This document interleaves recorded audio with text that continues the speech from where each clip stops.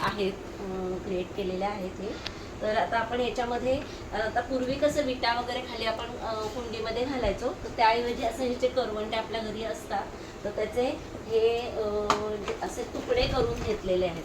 हे असे तुकडे केलेले आहेत आणि हे तुकडे जे आहेत ते आपण खाली कुंडीच्या बेसला हे असे कुंडे व्यवस्थित तुकडे हे असे व्यवस्थित आपण अरेंज करणार आहोत.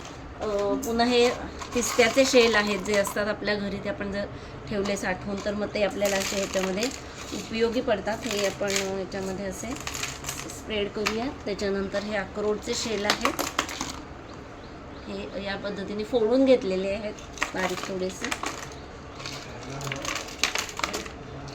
पुन्हा हे आहे हे शेंगाची टरफुलं आहेत, हे चुरा केलेला आहे शेंगा, आपले भुईमुगाच्या शेंगांचे टरफुलं आहेत. तर ते थोडेसे आपण खाली बेसला हे पण घालणार आहोत. त्यानंतर आता आपण थोडेसं हे आपल्या घरातलं निर्माल्य असतं जे आपण वाळवून ठेवलं असेल तर त्याचा असं बारीक चुरा करायचा आणि याचा आपण एक लेअर याच्यामध्ये देऊयात.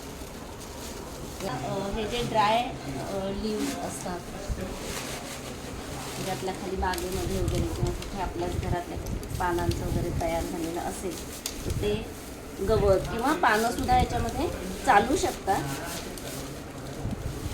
झाडांची पानंसुद्धा चालतात, ती वाळवलेली असतील तर अजून जास्त चांगलं आहे. आणि ह्या पद्धतीने हे सगळं पूर्ण दाबून हे वाळलेली पानं याच्यामध्ये कुंडीमध्ये भरायची. धक्का न लावता सावकाश आपण पिशवी काढलेली आहे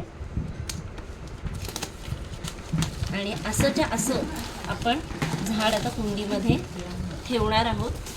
जी काही माती आहे ती फक्त एवढीच माती आपण वरून वापरलेली आहे. हे पुन्हा आपण जरा थोडंसं सुट्ट करून त्याच्यामध्ये वरून हे गवत टाकू शकतो. हे कोकोपीट आपण आता टाकून घेतो ह्याच्यावरती.